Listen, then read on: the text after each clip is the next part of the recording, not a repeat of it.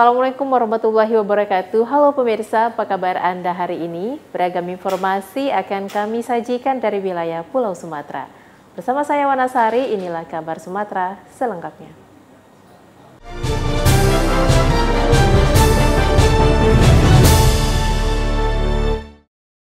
Pembangunan sebanyak 5.000 unit rumah subsidi bagi masyarakat berpenghasilan rendah di Sumatera Utara disampaikan oleh Ketua DPD Asosiasi Pengembang Perumahan dan Permukiman Seluruh Indonesia atau APERSI Sumut, Julius, usai dilantik di Santika Diandra Hotel Medan Senin kemarin. Julius menjelaskan program DPD APERSI Sumut yakni salah satunya agenda untuk mensejahterakan masyarakat berpenghasilan rendah sehingga mendapatkan rumah yang layak huni atau rumah subsidi dan sekaligus mendukung program pemerintah. DPD APERSI Sumut mencatat ada 800.000 masyarakat di Sumatera Utara hingga tahun 2023 belum mempunyai rumah. Di mana tahun 2023 ini, APERSI Sumatera Utara akan menargetkan 5.000 unit rumah subsidi akan terbangun mulai dari Kabupaten Langkat hingga Tapanuli Selatan.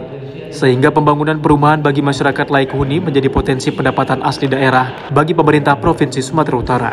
Sedangkan tahun 2022 lalu, APERSI Sumut menyatakan telah mampu membangun 3.500 rumah bagi masyarakat berpenghasilan rendah dan APERSI Sumut kedepannya akan bergandengan tangan sehingga mendapatkan dukungan para stakeholder mulai dari pemerintah Provinsi Sumatera Utara, perbankan, hingga developer ke depan. Kita menargetkan 5.000 unit tahun 2023 ini untuk rumah subsidi.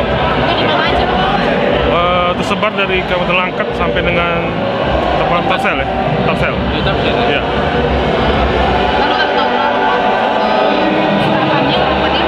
Tahun 2022 serapan kita sedikit, masih 3.000 unit. Kita harapkan 2023 ini kan COVID sudah nggak ada lagi. Kemudian perizinan sudah normal ya, dulu kan sulit ya, sudah mulai normatif. Kita harapkan ini meningkat karena teman-teman sudah pada ready semua nih untuk membangun.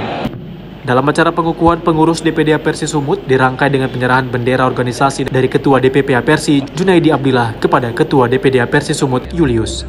Dari Medan, Sumatera Utara, Zulfahmi, TV One mengabarkan. Informasi pertama kami awali dari Medan. Pemirsa DPRD Kota Medan menggelar rapat paripurna dalam rangka laporan reses ke-1 anggota DPRD Kota Medan tahun 2023, daerah pemilihan 1-5.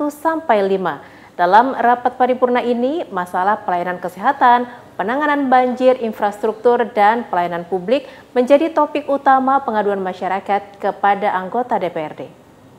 Rapat yang berlangsung di ruang rapat paripurna DPRD Kota Medan pada Senin kemarin dipimpin oleh Wakil Ketua DPRD Kota Medan Rajudin Sagala didampingi Iwan Ritonga serta dihadiri para anggota DPRD Kota Medan dan Wali Kota Medan Bobi Nasution. Terungkap dalam rapat paripurna dalam rangka laporan reses ke-1 anggota DPRD Kota Medan tahun 2023 daerah pemilihan 1-5, masalah infrastruktur dan penanganan banjir, pelayanan kesehatan, penanganan UMKM dan pelayanan publik masih menjadi topik dominan pengaduan masyarakat dalam menyampaikan aspirasinya kepada anggota Dewan.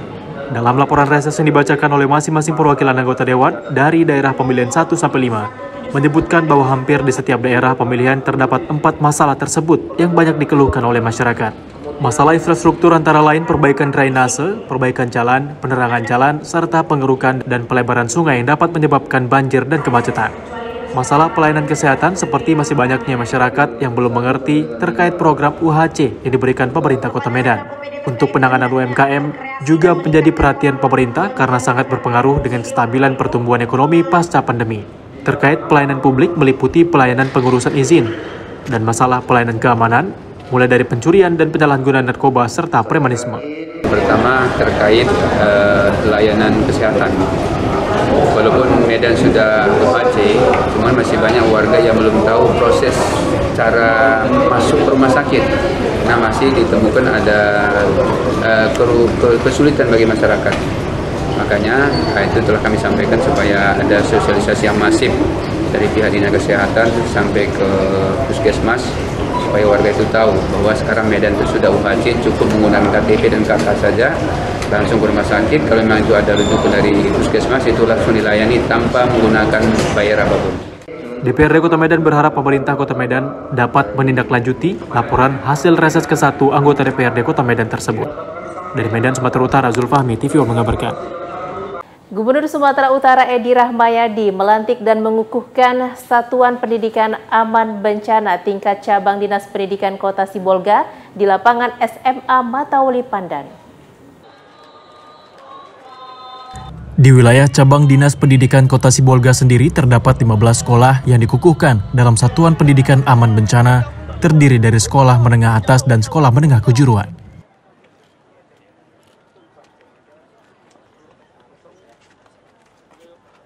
Gubernur Sumatera Utara Edi Rahmayadi dalam amanahnya menyampaikan agar para siswa yang telah dilantik dalam Satuan Pendidikan Aman Bencana agar benar bekerja menyosialisasikan pencegahan bencana karena banyak daerah di Sumatera Utara termasuk rawan bencana.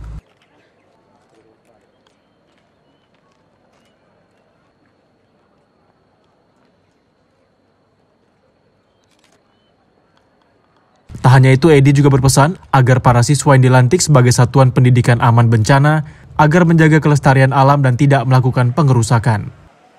Yang terdiri dari 33 kabupaten dan kota. Banyak daerah-daerah yang sangat rawan terhadap bencana. Untuk itu, anak-anakku sekalian, di samping kita melakukan pencegahan, diawali dengan pencegahan. Pencegahan adalah jangan sekali-sekali kita merusak alam.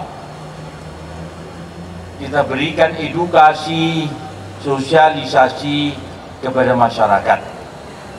Inilah tugas-tugas kalian. Membantu aparat dalam melakukan pencegahan. Di dalam pelaksanaan, yang pertama pengukuhan ikut serta dalam rangka mengantisipasi bencana alam untuk anak-anak pelajar kita. Yang kedua, saya memberikan arahan selaku Gubernur Sumatera Utara kepada 1.000 guru dan kepala sekolah. Semangat tadi.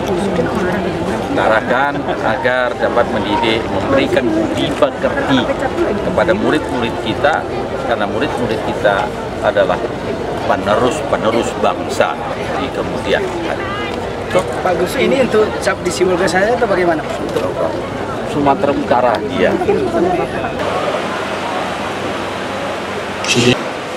Rasulullah lahir tahun 571. Dia lahir, beliau itu lahir mengirim ke timur tengah sana.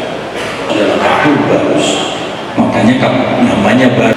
Pada saat beliau-beliau itu sudah datang kemari, datang juga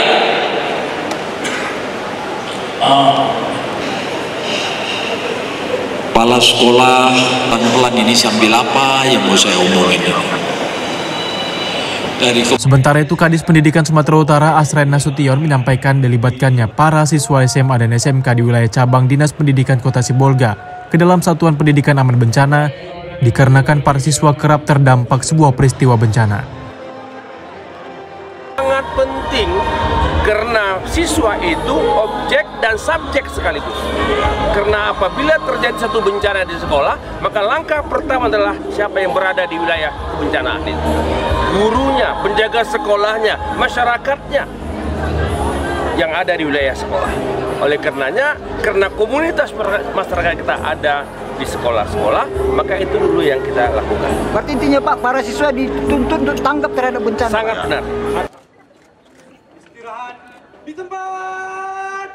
Dari Sibolga, Sumatera Utara, tim TV One mengabarkan.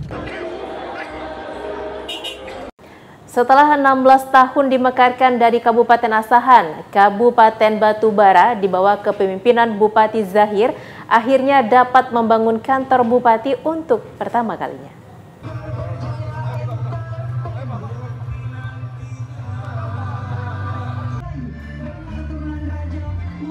Pembangunan kantor Bupati Batubara yang berada di eks lahan perkebunan PT Sokvindo di Kecamatan 50 Batubara ditandai dengan peletakan batu pertama oleh Gubernur Sumatera Utara Edi Rahmayadi bersama Bupati Batubara Zahir dan sejumlah tokoh lainnya pada Selasa 21 Februari kemarin.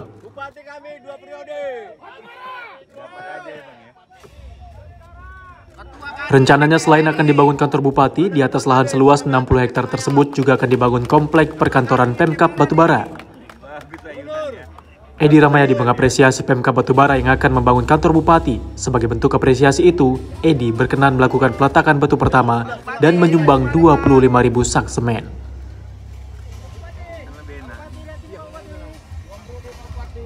Sementara itu, Zahir mengaku bersyukur dan berterima kasih kepada semua pihak yang mendukung pembangunan kantor Bupati Batubara. Menurutnya, selama ini Kabupaten Batubara menjadi satu-satunya kabupaten di Indonesia yang tak memiliki kantor bupati.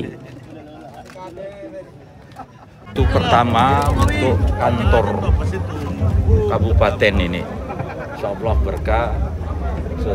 Saya hari ini saya harus datang untuk merestui kantor ini. 16 tahun kantor ini tidak ada. Mulai sekarang, insya Allah 6 bulan yang akan datang sudah punya kantor.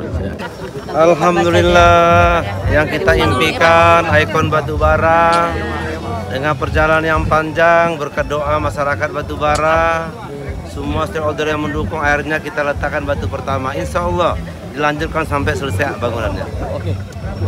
Dari Batubara, Sumatera Utara, tim TV One mengabarkan. Selain bertemu dengan ratusan warga, reses anggota DPR RI Edi Santana di Kecamatan Bayung Lencir, Musi Banyuasin, Sumatera Selatan juga melakukan peletakan batu pertama pembangunan pondok pesantren. Anggota DPR RI Komisi 5 dari fraksi Gerindra Edi Santana Putra melakukan reses ke Desa Tampang Baru, Kecamatan Bayung Lencir, Musi Banyuasin, Sumatera Selatan pada Selasa 21 Februari kemarin. Dalam kunjungannya, Edi yang didampingi oleh anggota DPRD Musi Banyuasin, Edi Haryanto, serta Kepala Desa Tampang Baru, Daniel Firmansyah, bertemu langsung dengan ratusan masyarakat, tokoh agama, serta tokoh masyarakat Bayung Lencir. Kepala Desa Tampang Baru, Daniel Firmansyah, mengucapkan terima kasih kepada Edi Santana sebab dengan kunjungannya bisa menyerap aspirasi masyarakat. Tadi yang saya sampaikan sesuai dengan yang diminta oleh tokoh masyarakat, bahwa akses jalan itu yang menjadi prioritas utama, kemudian mengenai tower, sinyal, dan juga listrik yang kami ajukan tadi. Kemudian juga salah satunya yang tidak kalah penting yaitu masalah status lahan. Status lahan karena di sini hampir semuanya itu adalah kawasan hutan produksi. Itu yang ingin kita inginkan agar diinklapkan kepada masyarakat. Edi Santana Putra, anggota DPR RI dari Dapil Sumatera Selatan ini dalam kunjungan resesnya juga melakukan peletakan batu pertama pembangunan pondok pesantren Madoyul Tolibin di Dusun 2 Desa Tampang Baru. Jadi ada kewajiban setiap anggota DPR RI itu harus kembali ke daerah pemilihan masing-masing ketika ada reses. Waktu reses itu hampir 1 bulan, 3 minggu. Nah, saya terima kasih. Apa yang disampaikan masyarakat tentu harapan kita semua. Ya, jalannya bagus, desanya terang, ya, di jalan juga terang. Nah, ini juga ada mungkin air bersih, pesantrennya terbantu. Seperti ini yang diusulkan masyarakat akan kami bawa ke forum RDP, usulan-usulan dari Dapil ke Menteri yang bersangkutan.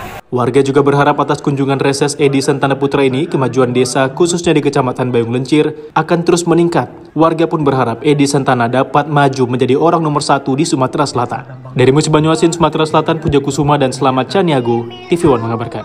International Business Association atau IBA menarik investor asal Cina untuk berinvestasi membangun pabrik elektronik di Kota Batam, Kepulauan Riau senilai 70 miliar rupiah. Setelah menandatangani MOU dengan BKPM Kementerian Investasi beberapa waktu lalu, International Business Association atau IBA langsung memboyong investor asing untuk berinvestasi di Kota Batam.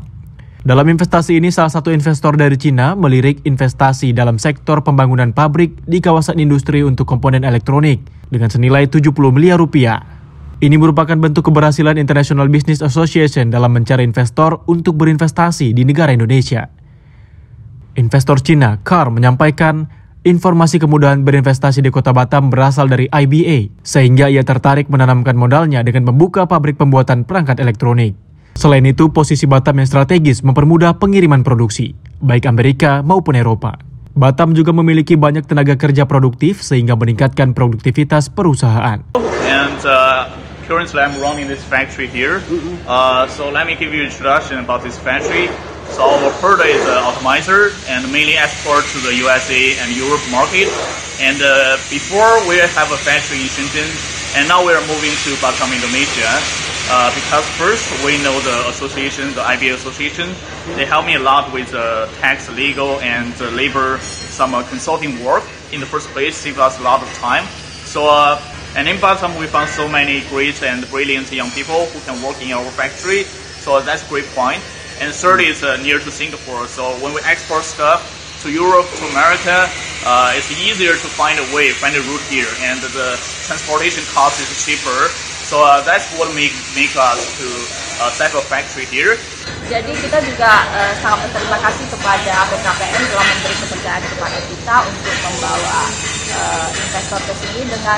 Dengan adanya kerjasama dengan BKPM itu para investor lebih percaya untuk masuk ke Indonesia gitu loh, karena ada platform yang benar yang bisa meng-guide mereka. Jadi dari hari ini juga dia udah membawa beberapa investor untuk masuk ke Batam. Kemungkinan besar bulan depan semuanya udah masuk. Ada beberapa investor lagi yang skalanya lebih besar daripada pabrik ini. Dari Batam, Kepulauan Riau, Alboin, TV One mengabarkan. Kelompok Tani Rejo Mulyo, Kabupaten Pali, Sumatera Selatan yang merupakan binaan PT Pertamina Hulu Rokan Pendopo Field kembali panen padi organik dengan menggunakan metode SRI. PJS Senior Field Manager Pertamina Pendopo berharap ini dapat menjadi konsep pertanian sehat, ramah lingkungan, dan berkelanjutan. Kelompok Tani Rejo Mulyo yang merupakan binaan PT Pertamina Hulu Rokan Pendopo Field kembali panen padi organik dengan menggunakan metode SRI. PJS Senior Field Manager Pertamina Pendopo berharap ini dapat menjadi konsep pertanian sehat, ramah lingkungan, dan berkelanjutan. Budidaya padi organik dengan metode System of Rice Intensification atau disingkat SRI merupakan suatu inovasi dalam teknik budidaya padi. Berlokasi di wilayah Rejosari, Kelurahan Talang Ubi Utara, Kabupaten Pali, Sumatera Selatan, pada Selasa 21 Februari 2023, kelompok Tani Rejo Mulyo menggelar panen padi. Anggota kelompok tani, Johnny Henry, mengungkapkan metode ini mampu meningkatkan produktivitas padi. Selain itu, ia juga berterima kasih kepada pihak Pertamina Pendopo yang telah memberikan pembekalan ilmu serta sarana dan prasarana dalam pembuatan pupuk organik yang saat ini sudah digunakan dalam menunjang hasil panen padi di lahannya. Hanya ya anakan banyak lebih unggul lah Pak dibandingkan padi yang ini tanamnya Pak. Kalau padinya sama jenis padi. Padinya sama. Cuma beda pola tanamnya. Pola tanam. Iya. Oke, untuk hasilnya gimana Pak? Kalau kita lihat sendiri hasil ubinan tadi naik 100%. Naik 100%. Misal konvensional biasanya berapa? Kalau hasil dari ini berapa? Yang itu kita coba kemarin itu yang konvensional cuma 2,5 kilo. Per ubin. Per ubin. Sekarang kita ambil 3 titik itu Pak ya. Tadi kita ambil 3 titik, ada yang 4, ada yang 7. Ada yang 7 kilo. Iya. Hadir di sini itu tertarik juga dengan pengalaman singkat dari pembina kita untuk bisa dikembangkan lagi kemungkinan di daerahnya mereka. Artinya ketok tular agar sistem SRI organik ini bisa berjalan di sekitaran operasi kita di Pertamina.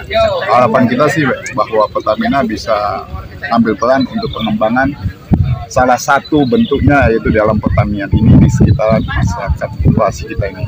Dari Kabupaten Pali, Sumatera Selatan, Boris Simbolon, TV One mengabarkan. Kelompok kerja guru bersertifikasi Kecamatan Medang Deras, Kabupaten Batubara melaksanakan workshop dengan tema Perspektif Growth Mindset dalam Merdeka Belajar. Kegiatan ini bertujuan untuk menguatkan pemahaman tentang kebijakan kurikulum Merdeka Belajar. Sehubungan dengan Peraturan Bupati Nomor 47 Tahun 2022 tentang peningkatan kompetensi berkelanjutan bagi guru bersertifikasi di seluruh Kabupaten Batubara, kelompok kerja guru atau KKG Gugus 3 Kecamatan Medang Beras, Kabupaten Batubara melaksanakan workshop dengan tema Perspektif Growth Mindset dalam Merdeka Belajar di Aula Bafet Mangga Suka, Kabupaten Batubara pada Sabtu 25 Februari kemarin.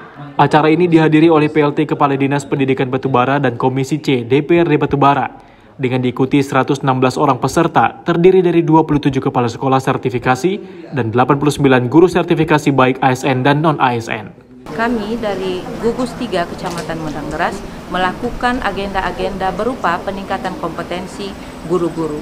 Untuk kali ini, kegiatan ini sengaja kita laksanakan khusus guru bersertifikasi dengan tujuan guru-guru memiliki pembekalan yang baik tentang bagaimana kurikulum Merdeka itu pelan-pelan bisa diterapkan di sekolahnya masing-masing. Karena sesungguhnya berbicara tentang perspektif artinya cara pandang seseorang. Sehingga ketika seorang guru memiliki pemahaman yang bertumbuh, maka hampir bisa dipastikan apapun kurikulumnya mereka akan bisa menjalankan. Karena pada hakikatnya kurikulum itu adalah guru itu sendiri. Berdasarkan data tenaga pendidik di Kabupaten Batubara itu, baik yang SN ataupun yang non-ASN, itu sekitar hampir 4.000 orang. Di antara mereka, yang non-ASN itu ada sekitar 1.400 orang. Tentunya kami dari DPRD Kabupaten Batubara beserta Bupati akan tetap memperhatikan kesejahteraan daripada tenaga honorer khususnya yang ada di pendidikan. Kami mengucapkan terima kasih kepada K3S yang telah memberikan dorongan, kemudian kepada kepala sekolah semua yang ada di Kecamatan Medang Deras, dan juga kepada guru-guru yang memberikan apresiasi yang tinggi, dan juga panitia yang sudah berbuat pada kesempatan ini. Acara ini juga melibatkan seorang asesor nasional dan narasumber yang memiliki kemampuan di bidang kurikulum dan growth mindset. Dengan berlangsungnya workshop ini diharapkan bermanfaat bagi para guru. Selain itu, agar guru bersertifikasi dapat melakukan pembelajaran sesuai dengan kemampuan setiap individu murid. Dari Batubara, Sumatera Utara, Medalia Uzar, TV One mengabarkan. Komisi 2 DPRD Kepri meninjau stok ke gudang ikan di Pulau Setokok, Kota Batam, menyusul adanya rencana impor ikan dari luar negeri oleh Disperindak Kota Batam. Anggota DPRD Provinsi Kepulauan Riau sengaja melakukan pengecekan langsung terhadap salah satu gudang ikan yang menyimpan stok ikan hingga 500 ton. Ikan segar ini diperoleh dari perairan Laut Natuna. Dikatakan setidaknya stok itu masih mencukupi untuk konsumsi masyarakat Batam. Sidak ini digelar guna mengetahui suplai ikan di Kota Batam. Menyusul adanya rencana Disperindak Kota Batam membuka keran impor ikan jenis benggol dan mata besar, dengan alasan stok ikan benggol di pasar kian menipis. Namun dari hasil tinjauan anggota DPRD Provinsi dari Partai PKS ini, kebutuhan ikan benggol di Kota Batam masih tercukupi hingga 500 ton. Selain itu, nelayan juga tengah melaut di Natuna guna menangkap jenis yang sama dan akan segera dikirim ke gudang-gudang ikan di Kota Batam. Jika rencana impor ikan diteruskan, maka hasil tangkapan nelayan lokal akan sulit dipasarkan, berujung tak stabilnya harga ikan benggol. Utusan rakyat ini juga meminta agar pemerintah daerah tak buru-buru mengambil keputusan untuk mengimpor ikan dari luar negeri, karena stok ikan masih berlimpah dan bahkan siap diekspor ke luar negeri. Bahkan diduga ada permainan oknum untuk memanfaatkan kepentingan bisnis impor ikan. Memang kita sudah melihat bahwa kondisi stok ikan ini cukup melimpah, cukup banyak, masih ada ratusan ton bahkan ribuan. Ini juga kapal sebentar lagi berangkat, kemudian 1 bulan mereka akan kembali lagi dengan tentunya membawa ikan. Jadi tidak perlu khawatir, tidak perlu impor, bahkan kita harusnya ekspor. Kan kita ini 98% wilayahnya laut, tetapi kenapa harus kita melakukan impor dari luar? Bukan hanya di Batam, di Tanjung Pinang juga, kemudian di Bintan. Setelah saya konfirmasi ke beberapa pelaku usaha perikanan, ternyata mereka stok ikan juga masih cukup relatif banyak, ya, kurang lebih sekitar 400 sampai 1.000 ton ya di bulan ini saja gitu loh, seperti itu. Dan sebentar lagi akhir bulan ini Februari mereka juga akan melaut kembali, tentunya 1 bulan mereka kembali dengan membawa ikan-ikan. Yang kekurangan sekarang adalah bagaimana cara kita mengekspor ikan yang dari hasil tangkapan ini dalam bentuk olahan. Nah, ini yang kurang perhatian dari baik pemerintah Kota Batam maupun pemerintah Provinsi Kepri. Dari Batam, Kepulauan Riau, Alboin, TV One mengabarkan. Merayakan peringatan 25 tahun Kementerian BUMN, PT Perkebunan Nusantara 3, PT Kereta Api Indonesia, dan Kawasan Industri Medan mengadakan Jalan Sehat di Kota Pematang Siantar, Sumatera Utara. Bertempat di Paviliun Siantar Hotel, Jalan W.R. Supratman, Kelurahan Proklamasi, Kecamatan Siantar Barat, Kota Pematang Siantar. General Manajer Distrik Serdang 1 Perseroan Terbatas Perkebunan Nusantara 3, Hadi Saputra SPMSI, didampingi Kapolres Pematang Siantar AKBP Fernando Esika dan jajaran Forkopimda Pematang Siantar, melepas peserta acara Jalan Sehat yang diikuti ribuan masyarakat Kota Pematang Siantar yang hadir meramaikan event tersebut. Jalan Sehat digelar dalam rangka memperingati hari ulang tahun BUMN yang ke-25 dengan mengusung tema Bersama BUMN Menuju Indonesia Sehat. Kemeriahan menyambut HUT BUMN ke-25 tersebut terlihat dengan tingginya antusias peserta yang hadir, mulai dari kalangan remaja hingga ibu-ibu rumah tangga. Kegiatan Jalan Sehat ini dimulai dari Jalan W.R. Supratman menuju Jalan Merdeka, Jalan Kartini, dan kembali ke Jalan W.R. Supratman menempuh rute sejauh 2 km. Kegiatan tersebut juga diisi bazar UMKM yang diikuti beberapa pelaku usaha untuk mempromosikan sekaligus memasarkan produk mereka. Selanjutnya, para peserta Jalan Sehat menyerahkan potongan kupon undian kepada pihak penyelenggara yang menyediakan puluhan hadiah hiburan bagi peserta Jalan Sehat, seperti sembako, alat elektronik berupa setrika, kipas angin, dan hadiah utama, televisi, lemari es, dan sepeda lipat. Nah, peserta kita hari ini kita undang sekitar 1.200 orang untuk di wilayah Pematang Siantar. Kemudian untuk tujuan kita laksanakan kegiatannya adalah untuk pertama mengenalkan bahwasannya BUMN itu dekat dengan masyarakat, ya, mengenalkan bahwasannya mendekatkan hubungan silaturahmi antara BUMN dan masyarakat. Kegiatan kita hari ini diinisiasi oleh PTPN 3, kemudian dari PT KAI, kemudian dari kawasan industri Medan. Tujuan digelarnya kegiatan ini untuk mengedukasi masyarakat bagaimana pentingnya kesehatan, serta diharapkan akan membangun kekompakan dan sinergi yang baik demi mewujudkan masyarakat sehat. Acara pun ditutup dengan kegiatan bernyanyi dan menari bersama para peserta. Dari Pematang Siantar, Sumatera Utara, Daud Sitohang, TV One mengabarkan. Ribuan warga Labuhan Batu memeriahkan Jalan Sehat dalam rangka HUT ke-25 Kementerian BUMN. Kegiatan ini serentak digelar di 234 kabupaten kota di Indonesia. Ribuan masyarakat antusias mengikuti Jalan Sehat yang diselenggarakan oleh BUMN di Labuhan Batu, tepatnya lapangan IKA Bina Jalan HM Tamrin, Kota Rantau Prapat. Bupati Labuhan Batu didampingi Muhammad Siddiq selaku General Manager Delaf 3 PTPN 3, melepas masyarakat yang diperkirakan lebih 2.000-an peserta Jalan Sehat yang dimulai dari garis start Jalan HM Tamrin, Rantau Prapat menuju beberapa rute jalan di seputaran kota. Adapun rute Jalan Sehat yakni Jalan Sudirman, Jalan Ahmad Dahlan, Jalan Imam Bonjol, dan kembali finish di lapangan IKA Bina dan dilanjutkan dengan senam gembira bersama dan hiburan. Bupati Labuhan Batu Erik Atra dari Tonga mengatakan kegiatan Jalan Sehat ini dalam rangka hari ulang tahun Kementerian BUMN ke-25. Masyarakat yang hadir sangat antusias, ditambah dengan adanya lucky draw yang diberikan. Dengan dilaksanakannya Jalan Sehat, terutama di Kabupaten Labuhan Batu, sangat baik dan juga sangat mengajak masyarakat Labuhan Batu untuk ikut berpartisipasi dalam rangka kesehatan, di mana tadi pagi kita laksanakan sekitar jam 7 bersama dengan para pimpinan BUMN yang ada di Kabupaten Labuhan Batu. Antusias masyarakat sangat luar biasa, ditambah lagi dengan adanya banyaknya lucky draw yang diberikan oleh pihak BUMN. Posisi sekarang ini namanya untuk kebersamaan. Jadi penyelenggaraan sekali ini bersama dengan pemerintah daerah, ya, dengan BUMN, ya, terutama ini kerjasama dengan Waskita, serta dari Angkasa Pura, kemudian dari para bank BNI, Bank Mandiri, ini masyarakat pada umumnya sangat antusias.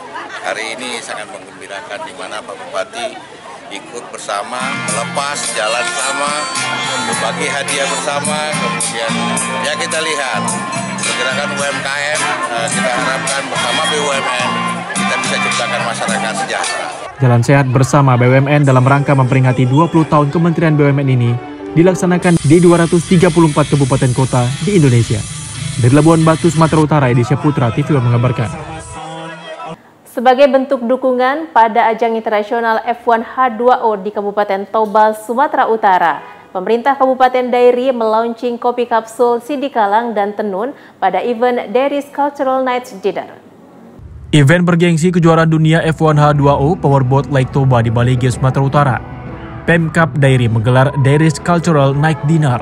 Acara ini dihadiri Wakil Gubernur Sumatera Utara Musa Rajeksah, Kementerian Marves, tokoh masyarakat Dairi, pembalap dan kru F1 H2O, dan investor yang berasal dari dalam dan luar negeri. Dalam kesempatan itu, pemerintah Kabupaten Dairi menyajikan dan memperkenalkan kultur, pariwisata, dan produk masyarakat Dairi, seperti produk unggulan ulos tenun silahi sabungan dan kopi Sidikalang Kabupaten Dairi. Tak hanya itu, Wakil Gubernur Sumatera Utara dan Bupati Dairi melaunching kopi kapsul Sidikalang. Kopi kapsul atau istilah lainnya Coffee Pot merupakan produk terbaru Kabupaten Dairi. Bubuk kopi Robusta siap seduh yang dikemas ke dalam kapsul eksklusif dengan takaran gramasi terukur. Kopi kapsul Sidikalang telah memenuhi kuantitas dan kualitas untuk pasar ekspor. Yang pertama pastinya karena ini kejuaraan dunia ya, peserta yang hadir dari beberapa negara, semua negara yang hadir, dan ini kan diliput media internasional, bahkan ada TV ya, sport yang live meliput acara ini akan memperkenalkan bahwa Indonesia mempunyai alam yang indah, live power yang begitu luasnya, dan juga budaya seni yang begitu banyaknya di Sumatera Utara. Yang sekarang tentu tidak hanya dipakai untuk adat, tetapi juga dipakai untuk macam-macam, baju, sepatu, lalu tas dan lain-lain, sehingga nanti penghasilan para penenun bisa bertambah karena jumlahnya akan lebih besar. Yang kedua adalah kopi. Dari terkenal dengan kopi Sidikalang, nah kita ingin mendorong kembali agar kopi Sidikalang ini tidak punah tapi makin lebih besar. Kita lakukan terobosan dengan memasukkan kopi itu ke dalam kapsul, ya, dalam bentuk bubuk yang rasa asli, dan itu bisa dibawa sampai 18 bulan sambil kerja kemana-mana, sambil wisata, atau kita ekspor. Dari Medan, Sumatera Utara, Martinus Sitorus, TV One mengabarkan. Wali Kota Palembang Harnojoyo melakukan peletakan batu pertama atau groundbreaking Masjid Baitul Atiq di Komplek Perumahan Citraland di Jalan Maijen Yusuf Singadekane, Kelurahan Keramasan, Kertapati. Wali Kota Palembang Harnojoyo melakukan peletakan batu pertama atau groundbreaking pembangunan Masjid Baitul Atiq di Komplek Perumahan Citraland, Kelurahan Keramasan, Kertapati. Masjid Baitul Atiq akan dibangun di lahan seluas 12.608 meter persegi dan bangunan masjidnya 3.768 meter persegi. Masjid ini dibangun di area luar klaster Citraland. Meski masih di kawasan perumahan Citraland, masjid ini nantinya secara umum dapat digunakan. Masjid Baitul Atiq diperkirakan bisa menampung 1.800 jamaah. Wali Kota Palembang berharap dengan dibangunnya masjid ini dapat dimanfaatkan oleh masyarakat sekitar. Selain tempat ibadah, di lahan seluas 12.608 meter persegi ini juga dibangun plaza, lapangan basket, gedung serbaguna, dan parkiran. Satu perumahan yang megah di Kota Palembang ini perlu bersyukur lagi bahwa di sini telah berdiri akan didirikan satu masjid yang cukup banyak untuk menampung masyarakat, kurang lebih 1.800 jamaah yang di atas nama pemerintah kami sangat apresiasi. Untuk masjidnya sendiri, untuk bangunannya 3.768, tapi di sini ada plaza, kemudian ada lapangan basket, terus itu ada gedung serbaguna sama parkiran. Memang tujuan fasilitas ini untuk warga Citraland Palembang, tapi secara umum bisa pakai juga karena ini berada di jalan luar, di luar klaster. Jadi kita buatnya memang di istilahnya fasilitas kawasan ya, bukan fasilitas di dalam klaster. Tahun 2022 Citraland sudah membangun 500 unit rumah dan telah dihuni sekitar 70 hingga 80% dan 400-an unit sudah diserah terima. Dari Palembang, Sumatera Selatan, Ganda Kopatra, TV One mengabarkan. Universitas Terbuka Medan gelar wisuda bagi 711 lulusan dan melakukan perjanjian kerjasama dengan beberapa perguruan tinggi swasta. Wisuda tahap 1 tahun 2023, Universitas Terbuka Medan meluluskan 4.771 mahasiswa. Dari jumlah tersebut, sebanyak 711 lulusan di wisuda di Selekta Convention Hall Medan pada 25 Februari 2023. Gelaran wisuda ini dihadiri pejabat daerah M. Basir S. Hasibuan MPD, selaku Kepala Bidang Pembinaan SMA Dinas Pendidikan, dan beberapa tamu kehormatan dari perguruan tinggi swasta. Acara ini berlangsung meriah dan hikmat, diantaranya hiburan dari paduan suara, persembahan lagu dari salah satu lulusan, dan penyematan selempang kepada 3 lulusan terbaik.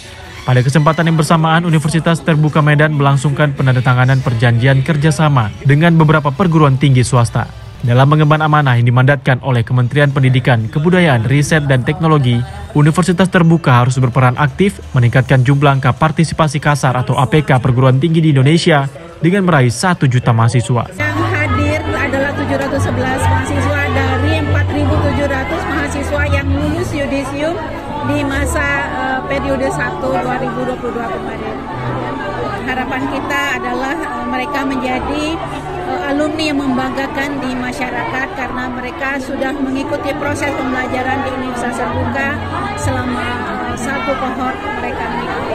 Dan kita memang merupakan perguruan tinggi yang memang sebagai pilihan sekarang untuk masyarakat milenial. Mudah-mudahan dengan adanya UT, karena UT itu biayanya murah, ya, tapi bukan murahan, punya akreditasi. Barusan kemarin juga untuk S2 kita udah akreditasinya A, itu akan standar kita. Kita untuk pendidikan jarak jauh juga kita punya sertifikat ICDI. Dari Medan, Sumatera Utara, tim TV One mengabarkan. Pondok Pesantren Tahfiz Al-Bakri yang berada di Manggala, Tulang Bawang, Lampung melaksanakan wisuda tahfidzul Quran terhadap 15 santrinya.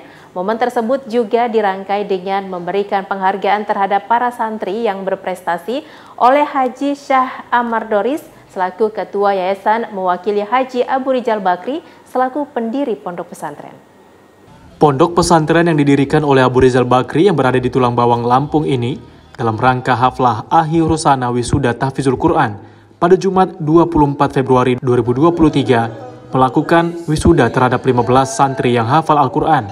Wisuda ini dihadiri langsung oleh Ketua Yayasan serta pejabat pemerintah Kabupaten Tulang Bawang. Acara pun berlangsung hikmat dengan lantunan ayat suci Al-Quran yang dibacakan langsung oleh para hafiz Quran dengan disaksikan langsung oleh para wali santri dari berbagai daerah di Tulang Bawang, Lampung. Sertifikat Hafiz Quran Pondok Pesantren Tahfiz Al-Bakri diberikan langsung oleh Haji Aman Doris selaku Ketua Yayasan, mewakili Haji Abu Rizal Bakri selaku pendiri Pondok Pesantren Tahfiz Al-Bakri. Santri yang berprestasi juga mendapatkan penghargaan berupa piala dan uang dari Haji Abu Rizal Bakri sebagai apresiasi atas keberhasilan para santri yang menghafal Al-Quran. Hari ini kita baru saja mewisuda 15 santri yang hafal, yang hafiz juz ke-30 dari setelah 2 tahun mereka mengikuti pendidikan di Pondok Pesantren Tahfiz Quran Al-Bakri yang didirikan oleh Pak Abu Rizal Bakri. Ini adalah bukti kepedulian beliau sebagai putra daerah terhadap perkembangan sumber daya manusia dari Manggala yang insya Allah pada 20 atau 30 tahun mendatang akan menjadi pemimpin-pemimpin di Indonesia yang Qurani.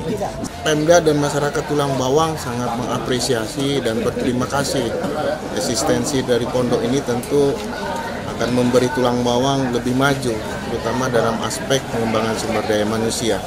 Dan ini harapannya ke depan menjadi keunggulan bagi Kabupaten Tulang Bawang. Merupakan kebanggaan bagi kami kalau tadi anak-anak bisa menghafalkan juz 30, kan tetapi kami yakin dengan pondok pesantren di Pondok Tahfiz Al-Bakri ini, dengan pondok pesantren yang didirikan oleh beliau Bapak Abu Rizal Bakri ini, saya yakin anak-anak ini bisa menghafalkan 30 juz ke depannya. Insya Allah seperti itu harapan kami. Dari Lampung, Herlianto, TV One mengabarkan. Sepasang bayi kembar Siam Kabupaten Batubara, Sumatera Utara dirawat intensif di Rumah Sakit Umum Haji Adam Malik Medan. Kondisi bayi kembar Siam berjenis laki-laki tersebut pun mendapat perhatian khusus dari pemerintah Kabupaten Batubara dan Kadin Batubara. Setelah mendapat informasi adanya bayi kembar Siam asal Batubara, Bupati Batubara Zahir langsung memerintahkan Dirut RSUD Batubara Guru Wahyu untuk melihat kondisi bayi kembar Siam yang saat ini dirawat di ruang ICU RSUP Haji Adam Malik. Turut serta utusan dari Ketua Kadin Batubara Oka Faizal Abdul Jalil. Setelah melihat kondisi bayi, rombongan lalu memberikan bantuan kepada orang tua bayi, Heri Wahyudi. Dirut RSUD Batubara menyebut bantuan yang diberikan untuk meringankan beban orang tua bayi yang tak dapat bekerja selama menjaga anaknya di rumah sakit. Jadi kita dikabarin sama Bapak Bupati dan Ketua Kadin, Pak Jahir dan Pak Oka Faizal untuk segera kemari memantau keadaan dan orang tua si bayi kembar pasien tadi. Di sini saya hadir bersama Pak Burhan mewakili Ketua Kadin dan saya mewakili pemerintah Kabupaten Batubara, Pak Jahir. Langkah yang dilakukan adalah sekarang kita melihat kondisi keadaan pasien dan keadaan orang tuanya, dan kita membantu kesulitan-kesulitan apa yang dihadapi sama keluarganya. Contohnya mungkin dari segi ekonominya yang saat ini harus hadapi beliau selama di sini menjaga anaknya, itu kan harus kita perhatikan juga. Sementara itu, orang tua bayi, Heri Wahyudi, mengaku bersyukur dan berterima kasih atas bantuan yang diberikan Pemkab Batubara dan Kadin Batubara. Bersyukur ada perhatian dari pemerintah Kabupaten Batubara, saya ucapkan terima kasih. Ya, saya mungkin nggak bisa balas, semoga Allah yang balas kebaikan bapak-bapak semuanya dengan balasan terbaik. Itu dari saya. Bayi kembar siam yang diberi nama Hasan dan Husin lahir pada 2 Februari 2023 dengan kondisi dempet di bagian dada. Dari Medan, Sumatera Utara, tim TV One mengabarkan. Tim evaluasi jabatan Sekda yang dibentuk Gubernur Sumsel tak lagi memperpanjang masa jabatan Ahmad Tarmizi sebagai Sekda Kabupaten Oku. Agar tak terjadi kekosongan jabatan, PJ Bupati Oku melantik Darmawan Irianto sebagai penjabat Sekda Oku berdasarkan rekomendasi tim evaluasi. Masa jabatan Ahmad Tarmizi sebagai Sekda Kabupaten Oku tak lagi diperpanjang. Hal ini sesuai dengan surat rekomendasi dari tim evaluasi yang diketuai Sekda Provinsi dan anggota Kepala BPKSDM Sumatera Selatan, serta akademisi yang sebelumnya dibentuk Gubernur Sumatera Selatan. Berdasarkan rekomendasi tersebut, Ahmad Tarmizi dengan terpaksa didemosi ke jabatan staf ahli Bupati bidang pemerintahan Oku. Sementara agar tak terjadi kekosongan jabatan Sekda, PJ Bupati Oku melantik Darmawan Irianto yang sebelumnya menjabat Kepala Dinas Pendapatan Kabupaten Oku. Pelantikan dilakukan di ruang Abdi Praja Pemkab Oku. Pelantikan dilakukan di ruang Abdi Praja Pemkab Oku pada Rabu lalu. PJ Bupati Oku Teddy Melwansyah mengungkapkan pelantikan tersebut sesuai dengan rekomendasi dari tim evaluasi yang ditembuskan ke BKN dan Komisi ASN. Teddy mengatakan pelantikan PJ Sekda tersebut didasari PP nomor 11 tahun 2017 dan Undang-Undang ASN, serta menjalankan rekomendasi tim evaluasi yang sudah dibentuk oleh Gubernur. Bahwa sesuai dengan yang diamanatkan dalam PP 11 tahun 2017 bahwa setelah 5 tahun jabatan Sekda itu harus dievaluasi. Nah, yang mengevaluasi itu bukan dari kami, bukan dari Kabupaten Oku, bukan dari Pemkab Oku, tapi dari provinsi. Ketuanya Pak Sekda Provinsi dan anggotanya juga yang ditunjuk oleh provinsi. Misalnya yang kemarin itu ada Kepala BKPSDM Provinsi orang dan satu orang dari akademisi yaitu Profesor Zainuddin. Nah, hasil evaluasi ini yang sudah melalui seleksi dari tim pansel kami terima. Kami hanya menerima saja dan menjalankan apa yang sudah menjadi putusan hasil dari tim evaluasi ini. Jabatan Ahmad Tarmizi sendiri sebenarnya sudah berakhir sejak Desember lalu, sehingga terjadi evaluasi jabatan sesuai dengan peraturan yang ada. Dikatakan Teddy, jabatan Darmawan sendiri sebagai PJ hanya sementara, hingga dilantiknya Sekda Kabupaten Oku definitif hasil asesmen berikutnya. Dari Kabupaten Oku, Sumatera Selatan, Herman Sawiran, Bagus Miargo, TV One mengabarkan. Ribuan peserta memeriahkan Jalan Sehat BUMN yang diselenggarakan di lapangan Lampung Selatan Expo. Kegiatan ini dalam rangka HUT BUMN ke-25 tahun yang mengusung konsep estafet obor BUMN dari Sabang sampai Merauke. Sebanyak 2.000 peserta meriahkan Jalan Sehat BUMN ke-25 tahun di lapangan Lampung Selatan Expo, Kelurahan Wailubuk, Kecamatan Kalianda, Kabupaten Lampung Selatan. Jalan Sehat BUMN diselenggarakan untuk menginspirasi dan mengedukasi seluruh masyarakat pentingnya kesehatan melalui jalan sehat. Jalan Sehat BUMN ini digunakan untuk ajang promosi BUMN untuk lebih dekat dengan masyarakat. Kegiatan Jalan Sehat ini diselenggarakan secara gratis untuk seluruh masyarakat dengan konsep estafet obor BUMN dari Sabang hingga Merauke. Dalam kegiatan Jalan Sehat ini juga diisi dengan penampilan band, stand UMKM, dan berbagai macam door prize atau hadiah menarik, yakni sepeda motor listrik, kompor induksi, kulkas, mesin cuci, dan berbagai hadiah menarik lainnya. Manajer PLN UP 3 Tanjung Karang, Dona Sinarta mengatakan, kegiatan Jalan Sehat ini serentak dilakukan di seluruh Indonesia. Bahkan di Provinsi Lampung, ada 15 kegiatan Jalan Sehat yang dilaksanakan baik di kabupaten maupun kota. Dalam kegiatan ini, PLN Tanjung Karang melibatkan Forkopimda, Pemda, dan masyarakat di Lampung Selatan dengan tujuan sesuai tagline Kementerian BUMN, bersama BUMN menuju Indonesia yang sehat. Diadakan serentak di Kabupaten Lampung Selatan dan ini juga serentak di Provinsi Lampung, di mana di Provinsi Lampung ada 15 kegiatan Jalan Sehat ini di kabupaten maupun kota. Nah, tujuannya adalah sesuai dengan tagline Kementerian BUMN, bersama BUMN menuju Indonesia yang sehat. Kita melibatkan unsur Forkopimda, Pemda, kemudian ada masyarakat, ya terutama adalah masyarakat di Lampung Selatan ini. Antusias kita lihat sendiri ya tadi pagi ini di luar dugaan bahwasanya target kita sekitar 2.000 peserta itu berjalan dengan lancar, jadi lebih bahkan. Dari Lampung Selatan, Lampung, Pujiansyah, Eman, TV One mengabarkan. Informasi tadi sekaligus menutup program Kabar Sumatera. Jangan lupa update berita terkini lainnya di kanal www.tv1news.com. Saya Wanasari dan seluruh kerabat kerja yang bertugas mengucapkan terima kasih. Assalamualaikum warahmatullahi wabarakatuh dan sampai jumpa.